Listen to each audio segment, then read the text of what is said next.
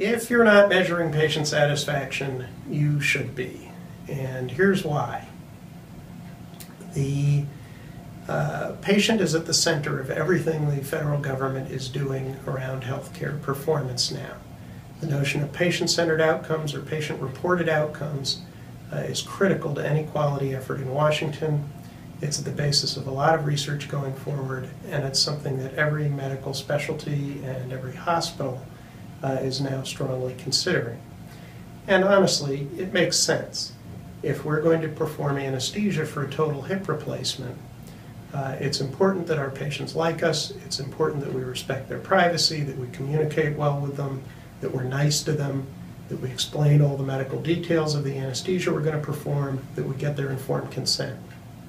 But even more important to the patient is how they feel 6 weeks later. Are they satisfied that they got the operation? Do they feel like it was a good experience overall?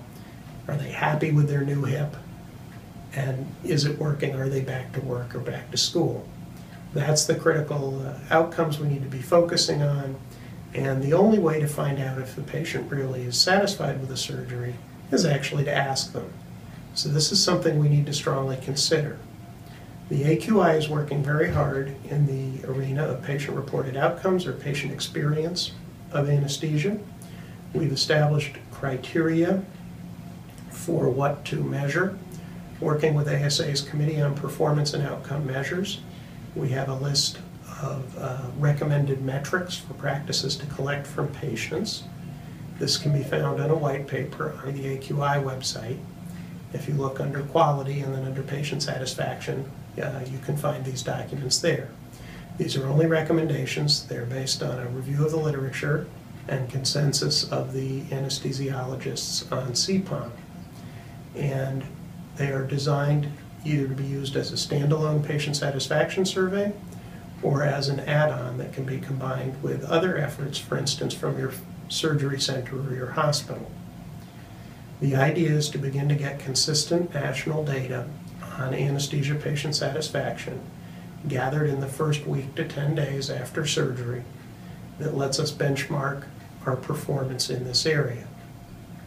There are a number of commercial vendors who are developing products to administer these surveys. They can be sent out by text message, by email, or by interactive phone response systems. The cost to collect this data is relatively small. If it turns into immediate reports and feedback to the providers involved, the potential benefits are enormous. We're now working with dozens of practices that are doing this on a routine basis, and they are seeing and are able to document steady improvements in patient satisfaction. As we move into the next era of pay for performance in the federal government, having this satisfaction data is going to be critical to earning incentives or avoiding penalties in the future. These are the outcomes the federal government care about, and they are going to be what get us paid going forward. Furthermore, having patient satisfaction data and being able to show a steady improvement in patient satisfaction with anesthesia services is a big business benefit to an anesthesia practice. It's something you can put on the table when you're talking to a hospital about a contract, or when you're talking to your medical executive committee about the value of your anesthesia department. So this is something every anesthesia practice is going to have to do going forward. It's going to be a big discriminator of good quality anesthesia practice, is the ability to measure and report on this data. It's something everybody needs to do.